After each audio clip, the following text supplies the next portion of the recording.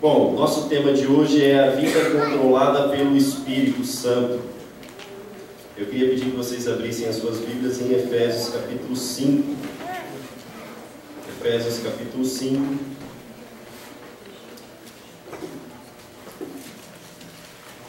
Versículo 18.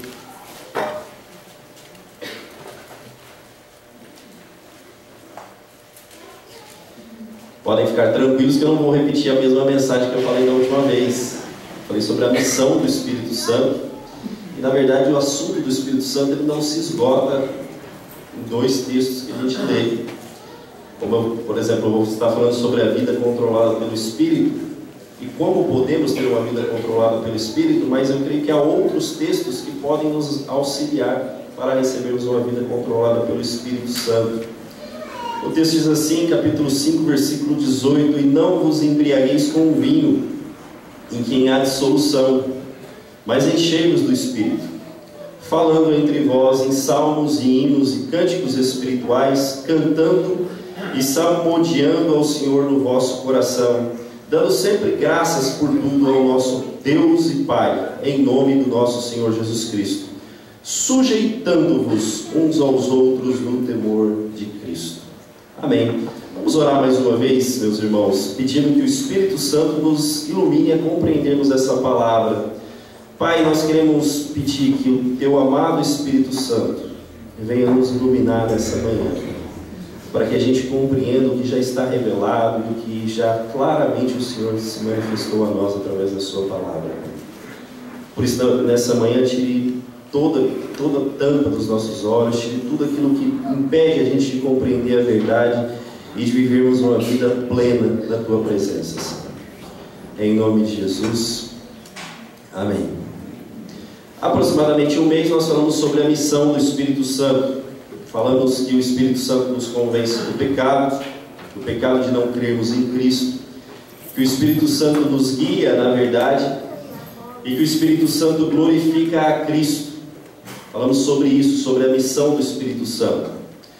Quando lemos o livro de Efésios, nós vemos Paulo falando por algumas vezes a respeito da pessoa do Espírito Santo. Por exemplo, no capítulo 1, quando você lê o capítulo 1 sobre aquelas bênçãos que Deus nos concede em Cristo, uma das bênçãos é o selo do Espírito Santo. Nós somos selados com o Espírito Santo.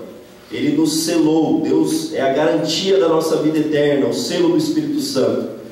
Ainda no capítulo 2, Paulo ora para que o Espírito Santo ilumine os crentes para que eles compreendam as bênçãos do capítulo 1, do versículo 3 ao versículo 14. É desejo de Paulo que a gente compreenda tudo aquilo que Deus nos concedeu em Cristo, para que a gente seja enriquecido com as bênçãos. E é o Espírito Santo quem concede essa graça de a gente compreender. No capítulo 3, Paulo fala sobre a unidade do Espírito, que devemos preservar a unidade do Espírito. É o Espírito Santo quem une a igreja. É o Espírito Santo quem faz com que a igreja seja unida. No capítulo 5, Paulo fala que não devemos entristecer o Espírito. Isso é um bom texto para vocês conversarem quando um testemunho de Jeová vir conversar com vocês e falar que o Espírito Santo não é uma pessoa e não é Deus. Aí você faz a simples pergunta: uma energia tem sentimento? Uma energia pode se entristecer? Paulo diz que o Espírito Santo se entristece. E agora no capítulo 5, versículo 18, ele vai nos dizer que devemos nos encher do Espírito. Eu creio que aqueles irmãos já estavam familiarizados com a pessoa do Espírito Santo, pois Paulo havia já falado por algumas vezes a respeito dessa pessoa. E agora Paulo vem e diz então: encham-se com o Espírito Santo, sejam cheios do Espírito Santo. É importante destacarmos que Paulo está dando um mandamento a todo cristão. Não é opcional, não é algo que você pode dizer assim: eu quero ou eu não quero. É uma ordem de Paulo: sejam cheios do Espírito Santo. Assim como amar uns aos outros é um mandamento, ser cheio do Espírito Santo também é um mandamento. Nós precisamos compreender isso. Nós precisamos compreender também que o crente é selado só uma vez com o Espírito Santo, mas ser cheio do Espírito Santo deve ser algo contínuo na sua vida. Deve ser algo que nós devemos buscar constantemente em nossa vida diária. Porque é possível um crente ser cheio do Espírito Santo, ter o selo do Espírito Santo, e não ser cheio do Espírito Santo. Então devemos buscar esse sentimento. Devemos estar cheios da vida do Espírito habitando dentro de nós. Assim como é pecado estar embriagado, é pecado não estar cheio do Espírito Santo. E nós vamos tentar compreender um pouquinho o que é ser cheio do Espírito Santo. O que é receber o Espírito Santo estar controlando as nossas vidas. Eu escolhi a palavra controle porque a ideia é isso. É o Espírito Santo estar no controle de todas as coisas. Reverendo Jonas Dias Martins, ele tinha uma frase que dizia o seguinte: eu não te pergunto quanto você tem do Espírito Santo, mas quanto o Espírito Santo tem de você. Eu não te pergunto quanto você tem do Espírito Santo, mas quanto o Espírito Santo tem de você. Quanto o Espírito Santo tem das suas emoções, quanto o Espírito Santo tem dos seus sentimentos, e quanto o Espírito Santo tem da sua vida como um todo. Mas afinal, o que significa ser cheio do Espírito Santo? A primeira verdade que nós precisamos compreender é que ele é uma pessoa, então é ser cheio de uma pessoa. Eu creio que um texto que pode nos auxiliar para que a gente compreenda isso é Colossenses capítulo 3. Você sabe que Colossenses é uma carta idêntica à de Efésios. Paulo faz algumas recomendações semelhantes, idênticas. Então, para compreendermos o que é ser cheio do Espírito Santo, nós vamos ler Colossenses capítulo 3, a partir do versículo 16. Diz assim: a palavra de Cristo habite ricamente em vós, ou abundantemente em vós, em toda sabedoria, ensinando-vos e admoestando-vos uns aos outros. Lembra que no nosso texto Paulo fala sobre falando entre vós com salmos e cânticos espirituais, não é? Aqui Paulo está falando ensinando-vos e admoestando-vos uns aos outros com salmos e hinos e cânticos espirituais, cantando ao Senhor com gratidão em vosso coração. Quer dizer, para Paulo, estar cheio da palavra de Cristo e estar cheio do Espírito Santo é a mesma coisa. Agora, nós precisamos compreender, não é esse estar cheio da palavra um conhecimento simplesmente intelectual, onde se eu perguntar para você, onde está escrito tal, você repete, mas é estar tão cheio da palavra de Cristo, do conhecimento da palavra de Deus, que esse conhecimento da palavra de Deus molda a sua vida, dá direção para a sua vida. Nós somos guiados pela essa palavra. O Espírito e a palavra estão intimamente ligados. Por isso que nós falamos da última vez que o Espírito nos conduz à palavra, porque a palavra que Ele revelou, Ele nos guia à palavra, é a palavra que vai ditar o que nós devemos ou não fazer. Então, para Paulo, estar cheio do Espírito Santo, estar cheio da palavra é a mesma coisa. Quando nós estamos repletos da palavra, e a palavra nos conduz nos nossos relacionamentos dia a dia. É a palavra quem diz como devemos proceder. E para ele é algo semelhante. E agora vamos voltar ao nosso texto de Efésios, que aí a gente vai começar a compreender um pouquinho sobre como podemos ser cheios do Espírito Santo. Antes de tratarmos sobre como podemos ser cheios da palavra ou cheios do Espírito, nós precisamos compreender o que atrapalha o Espírito Santo de nos encher. O que atrapalha o Espírito Santo de encher a minha vida e o que atrapalha o Espírito Santo de encher a sua vida. Lembra-se que o Senhor Jesus certa vez disse assim, o texto não está ali, mas ele disse mais ou menos assim: olha, os cuidados deste mundo e as preocupações desse mundo sobrecarregam o coração e eles tornam a palavra infrutífera. Ela não pode frutificar. Por quê? Porque o nosso coração está controlado pelas coisas deste mundo. Agora Paulo, ele vai falar no versículo 18 sobre algo que atrapalha a ação do Espírito. Versículo 18, primeira frase: e não vos embriagueis com o vinho, no qual há dissolução. O que está controlando você? É interessante o contraste que Paulo faz entre o vinho e o Espírito. Porque uma pessoa que está sendo controlada pelo vinho, ela é conduzida, quando a pessoa perde o controle ao ponto de se embebedar, de ficar bêbada, ela perde totalmente o controle das suas emoções, dos seus sentimentos. Ela fala coisas que de uma maneira normal ela não teria coragem de falar, né? Então ela está sendo controlada pelo vinho. E aí Paulo quer nos dizer que não é possível estarmos sendo controlados pelo vinho e pelo Espírito ao mesmo tempo. Agora, substitua a palavra vinho por qualquer outra palavra. Vamos substituir a palavra vinho pelo sexo fora do casamento. E não vos embriagueis com o sexo fora do casamento, mas enchei-vos do Espírito Santo. Substitua a palavra vinho por amargura. E não vos embriagueis com amargura, mas enchei-vos do Espírito Santo. Substitua a palavra vinho por cobiça. E não vos embriagueis com a cobiça, mas enchei-vos do Espírito Santo. Porque você há de concordar que, por exemplo, para mim eu não teria dificuldade nenhuma com se Paulo falasse em relação ao vinho. Eu não gosto. Eu nunca gostei. Nunca gostei. Eu creio que alguns aqui nunca gostaram. Nunca foi um problema para alguns. Mas o sexo fora do propósito de Deus, a cobiça de ter uma vida plena e ao ponto de negociarmos valores, família, o rancor, a mágoa por alguém, aí sim, isso pega. Então temos que substituir. Nós não estamos forçando o texto, mas a ideia é um controle, né? Nós precisamos tratar aquilo que impede o Espírito Santo de nos encher. Precisamos tratar tudo que impede o Espírito Santo de nos encher. E aí eu peço que o Espírito Santo sonde o seu coração, sonde o meu coração, para que ele revele aquilo que você precisa tratar. Não sou eu, não é ninguém, mas o Espírito Santo revela: olha, isso está impedindo eu encher a sua vida. Porque nós precisamos compreender que a primeira coisa que o Espírito Santo vai trazer é santidade para a vida do cristão. Ele é santo. Ele é santo. Ele vai trazer uma separação de tudo aquilo que ofende a Deus, tudo aquilo que magoa a Deus. Nós precisamos compreender isso. Então, nós precisamos tratar seriamente com o pecado.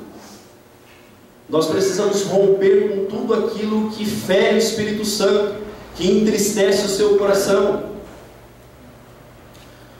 Abra sua Bíblia em Efésios, volte uma página, abre a sua Bíblia em Efésios capítulo 4, versículo 17.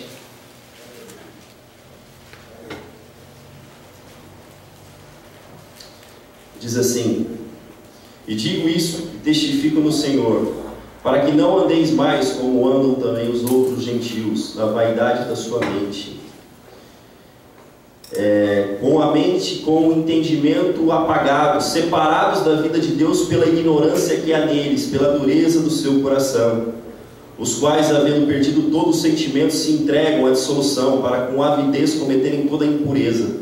Mas vós não aprendestes assim a Cristo, se é que o tendes ouvido e nele fostes ensinado, como está a verdade em vós, que, quanto ao trato passado, vos despojeis do velho homem. Se queremos ser cheios do Espírito Santo, precisamos tratar com o velho homem, que se corrompe pelas concupiscências do engano, e vos renovais no espírito da vossa mente, e vos revistais do novo homem, que segundo Deus é criado em verdadeira justiça e santidade. E ele vai continuar: por isso deixai a mentira, falai cada um a verdade com o seu próximo.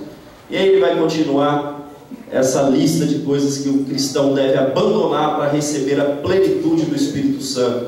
Então a nossa primeira ideia é que nós devemos tratar seriamente com o pecado. Devemos tratar com tudo aquilo que está nos controlando. Eu não sei o que pode estar controlando você, mas se não for o Espírito Santo, você deve tratar isso seriamente. Nós devemos olhar com isso com plena seriedade e compreendermos que, se queremos um avivamento para a nossa vida, o primeiro passo é o arrependimento.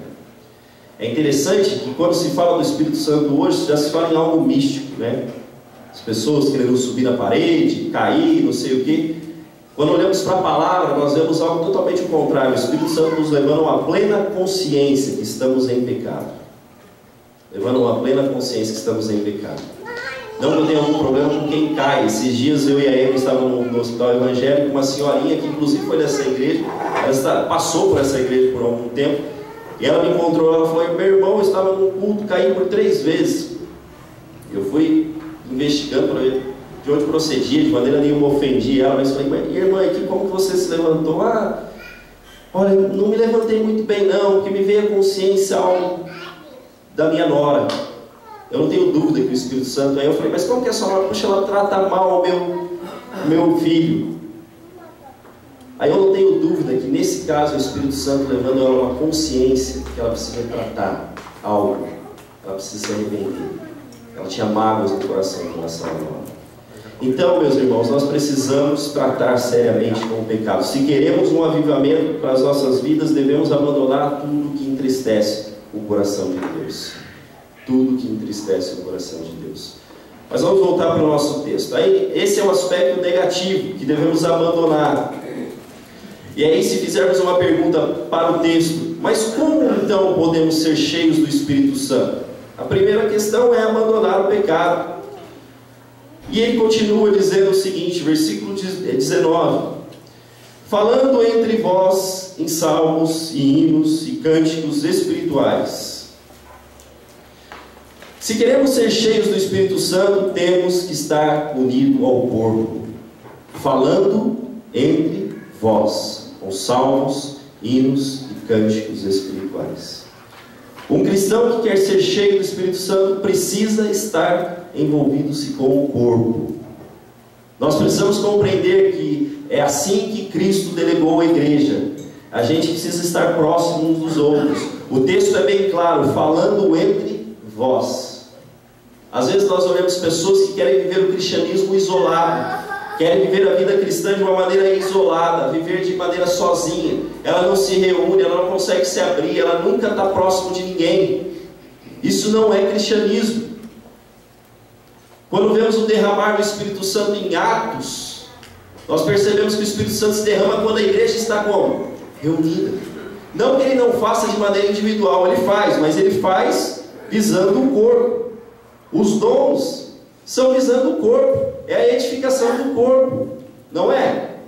É a edificação do corpo. Se você tem um dom, não é para você mesmo, é visando que o irmão seja edificado. Então nós precisamos rever as nossas vidas em relação a isso. Eu preciso me envolver com o corpo de Cristo. Às vezes nós estamos envolvidos com várias coisas e não com o corpo de Cristo. Nós precisamos nos envolver com o corpo de Cristo, porque o texto é claro. Se perguntarmos ao texto, para a palavra, como podemos ser cheios do Espírito Santo, Paulo responde no versículo 19, falando entre vocês com salmos. Falando entre vocês. E aí a gente traz à mente, se eu estou cheio do Espírito Santo, se você está cheio do Espírito Santo, alguém vem e conversa, vai vir conversar com você, você vai ter palavras de Deus para falar com ele. Salmo 95, versículo 1 diz o seguinte: vinde, cantemos ao Senhor. É um convite, um para o outro. Vinde, cantemos ao Senhor, celebremos o rochedo da nossa salvação. É um cristão chamando o outro. Vamos lá, vamos no culto, vamos adorar ao Senhor que nos criou, o Deus que nos salvou. Agora, se você está vivendo de maneira isolada e pensando que é possível viver o cristianismo dessa forma, você está enganado. Você está enganado, porque isso não é possível. Não é possível. Porque nós somos um corpo, nós somos a noiva de Cristo. E como é importante a gente estar junto. De todos os momentos, eu posso falar por mim, de todos os momentos que nós tivemos lá em Sertaneja esse último final de semana, um dos mais preciosos para mim foi o momento que estavam eu, o Bruno, a Helena, o Marcinho e o Ivan e o Levi numa mesa. Nós estávamos conversando, o Bruno estava com a Bíblia aberta estudando um texto lá. E nós sentamos, começamos a conversar. Todos os momentos foram maravilhosos, eu não tenho dúvida, cada momento. Mas esse momento foi precioso demais. A gente pôde conhecer, a gente pôde estar perto. Esse contato simples do Evangelho, que é precioso demais. Isso não tem preço. E nós temos que investir a nossa vida nisso. Nós temos que investir a nossa vida em relacionamentos. Nós temos que investir a nossa vida em conhecer o nosso próximo, em poder conhecer aquilo que está passando com ele, em poder conhecer um pouquinho mais. Por exemplo, eu não conhecia alguns dos irmãos tão profundamente, ainda não conheço, mas a gente às vezes só se vê aqui. Por que não nos encontrarmos no meio da semana? Por que não estarmos mais juntos? Eu creio que se Deus tem algo a fazer, Ele vai fazer no meio do corpo. Como eu disse, não que Ele não faça de maneira individual, Ele faz, Ele é soberano, mas Ele faz visando o corpo. Ele faz visando o corpo.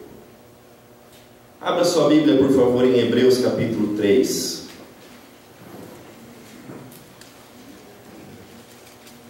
Hebreus 3, versículo 13.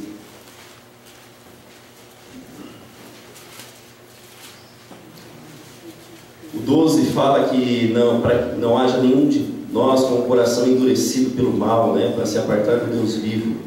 Aí versículo 13 diz assim: antes, exortai-vos uns aos outros todos os dias. Antes, exortai-vos uns aos outros todos os dias. Uns aos outros todos os dias. Durante o tempo que se chama hoje, para que nenhum de vós se endureça pelo engano do pecado. Exortai-vos uns aos outros todos os dias. É uma família. A igreja é uma família.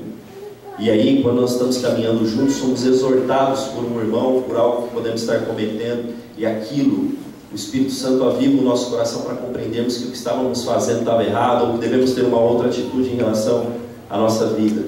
Então nós precisamos compreender que devemos exortar um ao outro. Agora, você só pode exortar quando você conhece essa palavra, quando você tem o que dizer ao seu irmão. Por isso você tem que mergulhar, estar ricamente preenchido por essa palavra, ricamente abençoado por essa palavra, para que você tenha o que dizer ao seu próximo, para que você tenha como exortar, para que você tenha como edificar o seu próximo, para que você tenha como dar palavras de amor, de estímulo, de trazer palavras de esperança para aquele que está triste. Nós precisamos compreender essa verdade e temos que nos envolver com o corpo de Cristo. Não há outro caminho. Não tente inventar um outro caminho, porque não é assim que o Senhor Jesus delegou para nós. Voltando ao nosso texto, versículo 19, continuando. Paulo então, ele fala não que somente devemos ter um relacionamento com o nosso próximo, falando entre vós, né, os salmos e hinos e cânticos espirituais, mas agora ele vai para o nosso relacionamento com o Senhor, e ele diz assim: cantando e salmodiando ao Senhor no vosso coração, dando sempre graças por tudo ao nosso Deus e Pai de nosso Senhor Jesus Cristo. Isso aqui é um envolvimento, um relacionamento vivo com o nosso Senhor. Nós não devemos somente nos relacionar uns com os outros, mas temos que ter um relacionamento vivo, um relacionamento pleno com o nosso Deus. Perceba que ele usa a palavra de coração. Ele não é algo frio, não é algo gelado, mas é algo que lá dentro do coração reconhecemos quem Deus é para nós. E sabe quando lá dentro você começa a cantar, fazer louvores a Deus por algo que Deus trouxe à tona para você? Lá dentro você começa a salmodiar, lembra de Salmos, começa a lembrar de um texto em Apocalipse, começa a lembrar de alguns outros textos e começa a declarar: Deus, tu és maravilhoso. Do nada, você está lá meditando na palavra de Deus, ou um texto vem à sua mente e você começa com o seu coração, ninguém compreende, mas é você adorar o Senhor lá dentro do seu coração, que é assim que Ele espera. Uma adoração verdadeira, não uma adoração gelada e fria, não algo que você se sente na obrigação de fazer, mas algo profundo.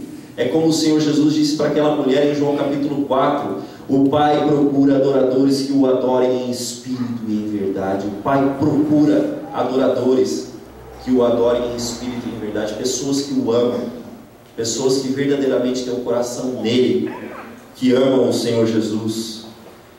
E não somente um coração que adora, mas um coração que é grato a Deus por todas as bênçãos concedidas a nós por Ele. É o que ele diz, né? Dando sempre graças por tudo ao nosso Deus e Pai, em nome de nosso Senhor Jesus Cristo. No lugar da ingratidão, da murmuração, da reclamação, é reconhecer o que Deus tem feito em nossas vidas, é reconhecer tudo que Ele fez para nós em Cristo. É, sabe, trocar a ingratidão por um sentimento nobre que é a gratidão. É olhar e dizer: Deus, obrigado por tudo que o Senhor nos concedeu, obrigado por minha família, obrigado por meu filho, obrigado por esse carro, obrigado pelo meu emprego, obrigado pelo meu irmãozinho que eu posso caminhar com ele, obrigado pela igreja, obrigado, Senhor, porque eu posso estar aqui nesse domingo de manhã. Temos um coração grato. Substituirmos, nós precisamos lembrar que em Números capítulo 11, O povo, o que causou a ira de Deus foi a murmuração. Vamos trocar a murmuração pela gratidão. Se queremos ser cheios do Espírito Santo, precisamos ter um coração grato, um coração cheio de gratidão para com Deus. Mas só quem conhece, só quem reconhece quem Ele era, pode fazer isso. E quando nós focamos os nossos olhos nas bênçãos materiais, aí a gente sempre acha que está precisando de alguma coisa, né? A gente sempre acha que, puxa, Deus Ele me abençoou, mas está faltando alguma coisa aqui, né? Está faltando. Mas quando a gente olha para nós e fala assim, puxa, quem eu sou, cara? Eu sou um pecador, miserável. E às vezes você vê alguém pedindo para Deus, Deus me dá o que eu mereço, não peça isso.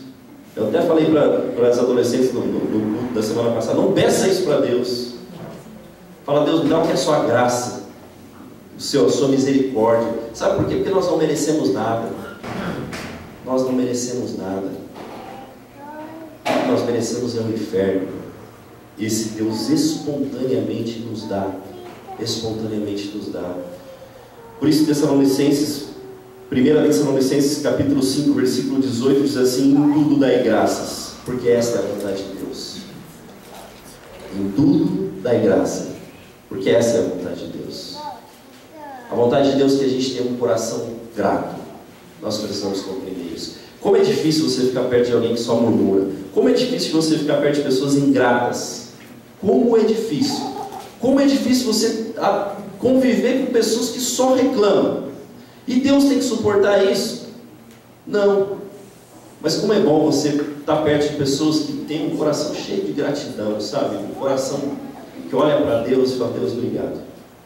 Obrigado por tudo que o Senhor tem feito. Obrigado por tudo aquilo que o Senhor é. Mas vamos continuar. Paulo não termina aí. Versículo 21, perdão. Nós vimos que, por enquanto, nós vimos então que para sermos cheios do Espírito Santo, precisamos tratar com o nosso pecado. Para sermos cheios do Espírito Santo, precisamos estar unidos ao corpo. Para sermos cheios do Espírito Santo, precisamos adorar o Senhor verdadeiramente. E para sermos cheios do Espírito Santo, precisamos nos sujeitar uns aos outros, no temor de Deus, versículo 21. Sujeitando-vos uns aos outros no temor de Deus. No lugar do orgulho e da rebeldia, somos chamados a nos sujeitarmos uns aos outros.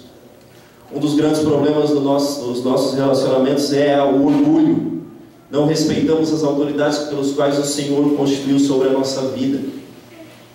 E aí nos orgulhamos e nos fechamos em nosso orgulho próprio. E não nos submetemos àquilo que o Senhor nos determinou que a gente se sujeitasse. Agora, o texto da palavra é tremendo e a sujeição aqui, vamos ler no versículo 22.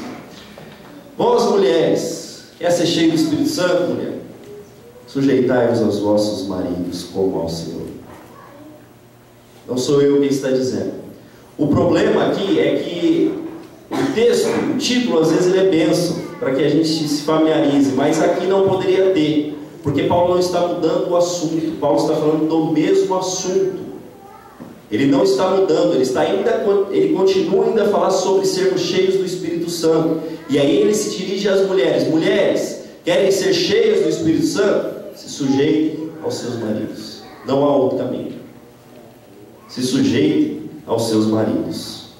Versículo 21, sujeitando-vos uns aos outros no temor de Deus. Vós, mulheres, sujeitai-vos aos vossos maridos, como ao Senhor. Porque o marido é o cabeça da mulher, como também Cristo é o cabeça da igreja, sendo Ele próprio o Salvador do corpo. De sorte que assim como a igreja está sujeita a Cristo, assim também as mulheres sejam em tudo sujeitas aos seus maridos.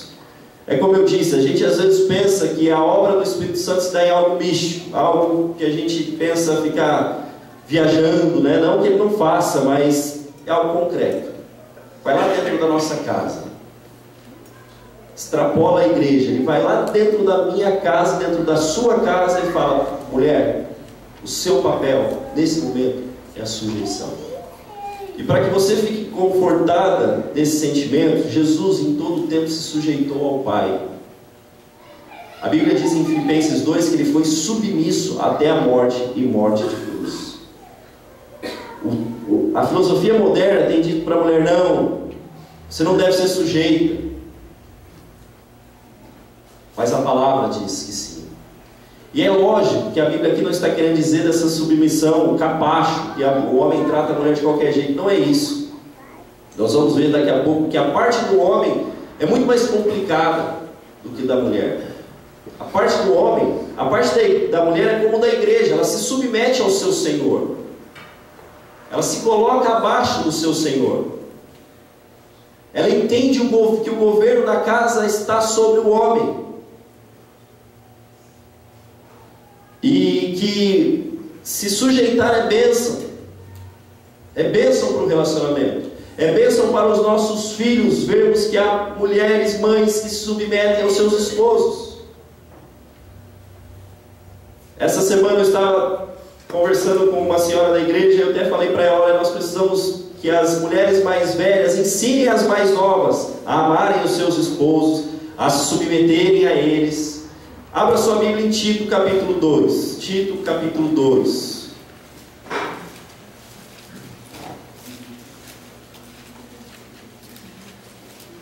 Tito 2, versículo 3 a 5. Diz assim: os velhos sejam, porém, sóbrios, graves, prudentes, sãos na fé e no amor e na paciência. As mulheres idosas, não que essa mulher que eu conversei era idosa, por favor, era nova. Semelhantemente, que sejam sérias no seu viver, como convém às santas, não caluniadoras, não dadas a muito vinho, mestres no bem, para que ensinem as mulheres mais novas a serem prudentes, a amarem seus maridos, a amarem seus filhos, a serem moderadas, puras, boas donas de casa, sujeitas aos seus maridos, a fim de que a palavra de Deus não seja blasfemada. No lugar de nos preocuparmos tanto em ensinarmos as nossas meninas um futuro profissional, devemos ensiná-las a como serem boas esposas, boas mães. Esse é o caminho. Não adianta inventarmos outro caminho. Não é que a mulher não pode ir para o mercado de trabalho, não tem nada a ver com isso. Mas nós precisamos compreender que o chamado dela, primeiramente, é para dentro da sua casa, governando a sua casa. Governando a sua casa. Esse é o primeiro chamado. O lar se destrói quando há essa distorção, quando falta a figura da mulher. Eu tive o privilégio de almoçar com o pastor Benedito, um homem que tem 35 anos, né, Sérgio, de ministério, um homem de Deus, pastor da Assembleia de Deus. E uma das coisas que eu perguntei para ele, eu falei: pastor, como que o senhor vê a família hoje? Algo que ele disse assim: olha, é uma distorção de princípios e de funções. As mães têm abandonado seus filhos, e os filhos precisam urgentemente das mães. Os filhos precisam urgentemente das mães. Não sou eu, que tenho pouco tempo de ministério, mas é um pastor de 35 anos que está falando isso. 35 anos. Nós precisamos rever. Se queremos sermos cheios do Espírito Santo, precisamos rever dentro da nossa casa como estamos fazendo. Mas vamos continuar. E aí, Paulo fala assim, versículo 25: vós, maridos, amai as vossas mulheres, como também Cristo amou a igreja e a si mesmo se entregou por ela, para a santificar, purificando-a com a lavagem de água pela palavra, para apresentar a si mesmo igreja gloriosa, sem mácula, nem ruga, nem coisa semelhante, mas santa e irrepreensível. Assim devem os maridos amar as suas próprias mulheres como a seus próprios corpos. Quem ama sua mulher, ama a si mesmo. Porque nunca ninguém odiou a sua própria carne, antes a alimenta e a sustenta, como o Senhor a igreja. Porque somos membros do seu corpo, da sua carne e dos seus ossos. Por isso deixará o homem o seu pai e sua mãe, e se unirá à sua mulher, e serão os dois uma carne. Grande é este mistério. Digo, porém, a respeito de Cristo e da igreja: assim também vós, cada um em particular, ame a sua própria mulher como a si mesmo, e a mulher reverencie o marido. Ao homem cabe a responsabilidade de imitar a Cristo, se sacrificando, se doando pela sua mulher, amando sua esposa. Não é tratá-la com dureza, não é tratá-la como se ela fosse um objeto, mas é tratá-la com amor. Como que Cristo te trata? como que Cristo te trata? Cristo te diminui? De maneira nenhuma. Cristo nos ama. A parte mais difícil entre o papel da igreja e o papel de Cristo foi o de Cristo, porque Ele se entregou. Ele abriu mão de todas as coisas pela igreja. E aí nós precisamos entender que o nosso papel como homem é amar as nossas esposas e não tratá-la com dureza, mas compreender que ela precisa da nossa ajuda, do nosso governo, e não sermos omissos em nossa função como esposos. Nós precisamos compreender que nós não temos que jogar responsabilidade. O Salmo sempre fala algo, que a identidade da casa vem do homem. E nós não podemos transferir essa responsabilidade para a mulher. A identidade da casa repousa sobre nós. A identidade da igreja repousa sobre Cristo, sobre quem Cristo é. Nós precisamos compreender essa verdade. E inverter esses papéis, nós traremos problemas não só para nós, mas para os nossos filhos. Porque o meu filho, que tem 1 aninho e pouco, ele precisa compreender que o governo da casa está sobre os meus ombros. Porque quando ele casar, ele vai saber como fazer. E a minha filha vai ter o mesmo privilégio de perceber que eu amo a ele. Aí ela vai querer ter um esposo que a ama, não que a trate mal. Porque ela vai ver isso dentro de casa. Nós precisamos entender que como esposo, se eu quero ser cheio do Espírito Santo, e aqui, tanto quem é cheio do Espírito Santo, como se quisermos ser cheios do Espírito Santo, temos que ter a mesma postura. Porque Paulo está dando uma ordem: ame as suas esposas. Eu creio que talvez temos que sair daqui e pedir perdão para as nossas esposas. Me perdoe por todas as vezes que eu te trato com dureza. Me perdoe por todas as vezes que eu me esqueço de você. Penso em todas as outras coisas, menos em você. Nós precisamos rever isso. Nós precisamos começar dentro de casa essas coisas. Mas vamos continuar. O capítulo 6 também é uma continuação do mesmo assunto. Ele não está mudando o assunto. Paulo está falando a mesma coisa. Vós, filhos, sede obedientes aos vossos pais, no Senhor, porque isso é justo. Honra teu pai e tua mãe, que é o primeiro mandamento com promessa.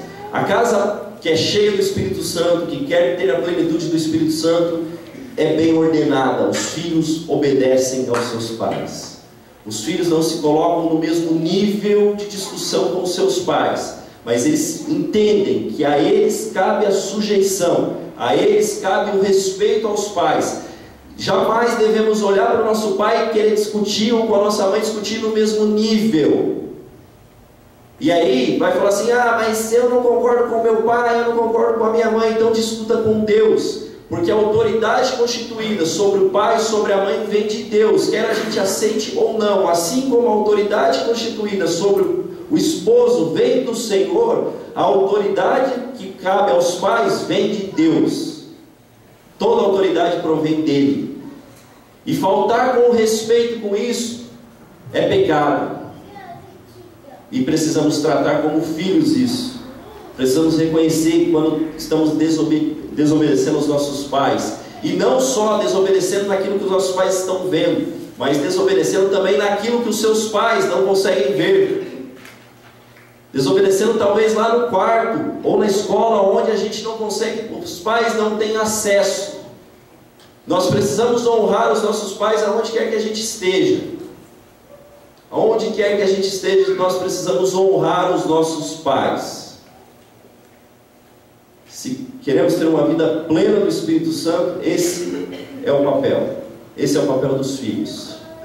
Esse é o papel dos filhos. E é tão interessante que quando nós lemos que Paulo está falando sobre os sinais dos fins dos tempos, um dos sinais dos fins dos tempos é a desobediência dos filhos. Olha como isso é grave. É a desobediência dos filhos. Um dos sinais dos fins dos tempos, a desobediência dos filhos. Se queremos ser abençoados como filhos, precisamos obedecer. Como filhos, precisamos honrar os nossos pais até o fim da vida deles. Precisamos entender quem eles são. Quem eles são na nossa vida. A nós cabe, como filhos, a obediência. O versículo 3 diz: para que te vá bem e vivas muito tempo sobre a terra. Para que te vá bem e viva muito tempo sobre a terra. Então, filhos, o que cabe a vocês é isso. E concluindo, nós não dá tempo da gente terminar tudo, mas Paulo ele não termina na família, depois ele vai falar sobre o servo, sobre a pessoa que trabalha, sobre o patrão. É a continuação de todo o tema. E aí só terminando aqui os pais, né? E vós pais, não provoqueis os filhos a ira, mas criai-vos na disciplina e na admoestação do Senhor. Como pais, nós precisamos compreender que a nossa casa não é um quartel-general, que nós precisamos compreender que nós temos filhos, temos pessoas, um ser humano ali, e que nós não somos um general sobre a vida dele, mas precisamos sim discipliná-los, educá-los conforme o Senhor nos passou, com amor, com firmeza, mas nós precisamos compreender que eles são os nossos filhos, e precisamos fazer leituras de suas vidas, né? Precisamos sondar o coração. Eu preciso compreender, tentar ler no meu filho por que ele está tendo aquela atitude, mas criar eles, não provocá-los a ira. Provocar a ira aqui dá a ideia de que tratar os meus filhos de tal forma que eles fiquem irados e não tenham prazer de estar na casa do pai quando ficarem mais velhos, sabe? Mas isso não significa não educar, porque o texto é bem claro: mas criai-vos na doutrina e na admoestação do Senhor. E aí quando olhamos para a palavra é bem clara: discipline, discipline, discipline. Mas disciplinar com amor. Disciplinar com amor. Nós precisamos compreender isso. É amar os nossos filhos, inclusive na disciplina.